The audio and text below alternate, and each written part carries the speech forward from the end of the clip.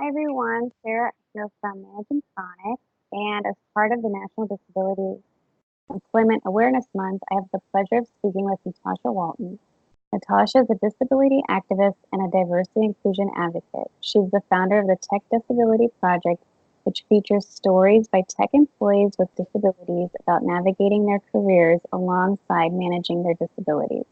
One of her articles, Creating Adobe's Employment Network for People with Disabilities, gives a first-hand experience on what it's like to create an employee network for people with disabilities, including all of the emotions and the potential stigma that could go along with that, as well as define what disability meant for the members in their employee resource group and how to spread disability awareness. As a continuation of this article, Natasha is here with us today to discuss the logistics of setting up a disability employment resource group in one's own company. Welcome, Natasha. Thanks for having me, Sarah. Yeah, so I guess first, for those listening that don't know, could you please briefly explain what an employee resource group or ERG is and what are the benefits of having one about disability?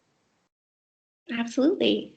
So, employee resource groups, or ERGs as they're commonly referred to, are basically affinity groups for members who share an underrepresented identity. So, within the walls of a given corporation. So, a company could have a group for women, or for Black employees, or for LGBTQ plus employees, as well as for disabled employees. And a real benefit that I think of having an ERG that I've experienced as a person with disabilities is one, kind of finding community, not being underrepresented, even for just an hour, but being able to connect with other people who potentially have shared experiences and a shared identity. Another big benefit, I think, is leadership development.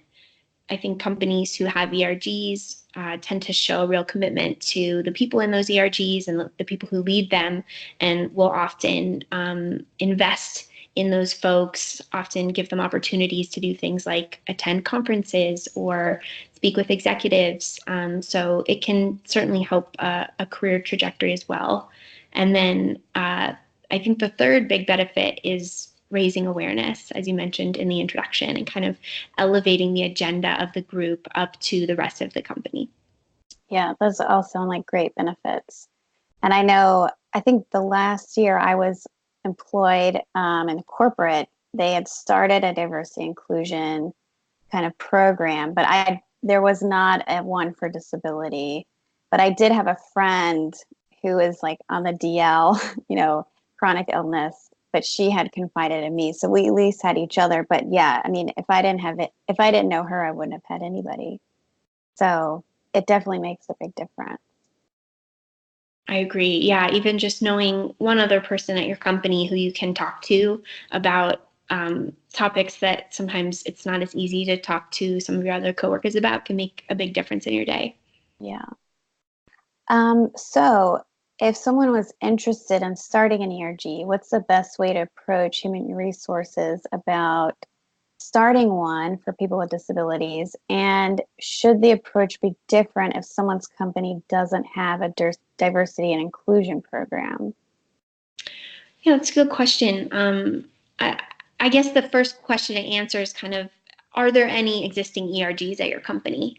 And if the model already exists and there's already one for women, let's say, then that's great that your company already has a little bit of traction and they already have a track record in creating one of these groups. So in that in that circumstance, I think if you're wanting to create one for people with disabilities, I would encourage anyone to reach out to someone in HR, or if there's a diversity and inclusion leader. Often companies are excited to see an employee raise their hand to lead the effort, as ERGs are typically company supported and sanctioned, but employee led. And for someone working at a company that doesn't have any ERGs yet, maybe a smaller company, sometimes it makes sense to just start with a diversity and inclusion group, and maybe it's a combination for a safe space for anyone with an underrepresented identity to come and connect. Oh, that's a really good idea. Yeah. So any advice on how to get your company on board if they initially say no to a disability ERG? Yeah. If a company is showing some hesitation, it's probably because they haven't gotten their ducks in a row when it comes to their diversity and inclusion strategy. Of course, companies there's a huge range in terms of how far along they are or could be in supporting underrepresented employees and just advocating for diversity and inclusion at their company in general. I guess a question I would have for someone in that circumstance is kind of like, one, do you feel safe enough to disclose at your company? If your company kind of hasn't yet made that public commitment, sometimes that's an environment where some of us don't even feel comfortable really raising our hands and disclosing as disabled. And the second question I would probably have is, are your access needs being met at work? Have you been able to access the accommodations that you need to support your everyday? And in that case, if the answer is no to either of those, that's probably the best place to start, is just making sure that you have what you need, and that making sure this is a company where you're going to feel safe enough to grow, and maybe even reaching out to some online communities that are centered around employment or work stuff. So I know there's a Slack channel for tech employees with disabilities, where people can come and not only talk about some of the things that we talk about in like Facebook groups or whatever about managing our conditions, but more specifically kind of be able to connect about like the intersection of disability and work and conferences that we're interested in, and asking whether a particular company is very inclusive of people with disabilities. And so find that community one way or another, even if it isn't necessarily with your coworkers. Yeah, that's such great advice. Especially, I did once work at a company where there was only one HR employee, and so it seemed like things were not always kept confidential. And so that's definitely something to keep in mind, as well as, can you trust that if it's just so small, can you trust them to be confidential? Um, so next question. Once the group is established, should someone from HR be included in the disability ERG? So typically, ERG meetings are going to be open to anyone who's interested in attending. I think whenever you're dealing with identity, creating any types of barriers or excluding anyone based on not having a shared identity usually doesn't fly. So companies almost always encourage ERG meetings to be open, and often they're well attended by people who identify, but also by allies, and then also sometimes by folks in HR or other leaders in the company who just may be interested in connecting. So HR folks, I mean, sometimes they could come in and discuss benefits specifically with the context of disability, and you could kind of leverage that information that they have to be able to ask the questions that maybe you wouldn't want to ask in a regular open benefits meeting. Or sometimes an HR person might come and they're just there to listen, they're there to learn, and they're there to educate themselves about what the group is interested in. So no requirement, and there's no one way it has to look, but there's certainly some benefits to including HR folks in the conversation. Yeah, I agree. I think there would be lots of benefit for them to be there. I just know from my personal experience that not all of them are well versed in like what chronic illness really means, um and even like with benefits, it can get confusing. And so if they've experienced something they could share with the group, I could see it being very helpful. Because I know in my my particular case, there was big learning curve for a couple of them that they could share with other people going forward. Exactly. It definitely needs to be a two-way conversation of kind of being able to get the information that we need, but also being able to educate leaders on the things that are important to us. Yeah. So I think we're coming up. Are there any specific guidelines or rules participants should follow, or is this up to the individuals who make up the group?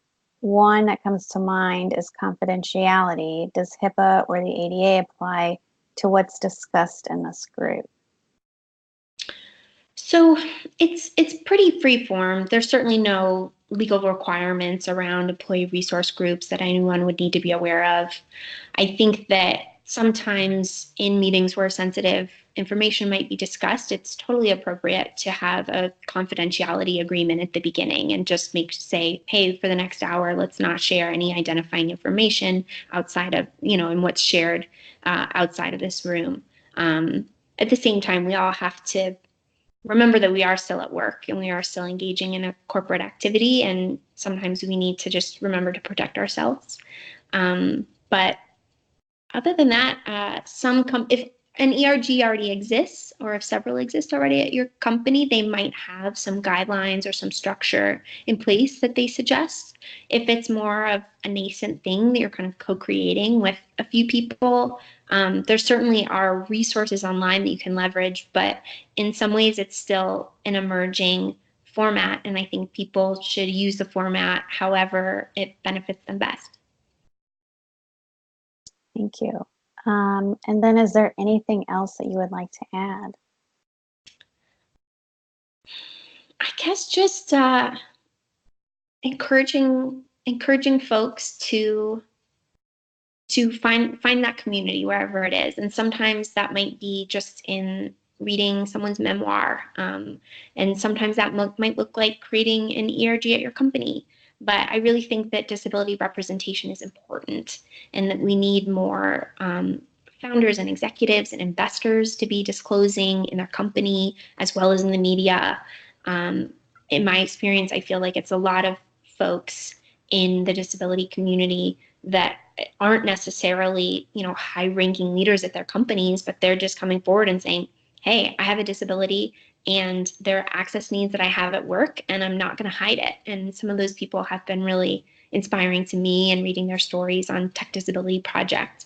And I think that while actually only 20% of people of office workers currently choose to disclose their disability at work, it's still relatively low, and I Yeah. understand why, and certainly would never fault anyone if they have decided that they're not comfortable sharing their disability status at work.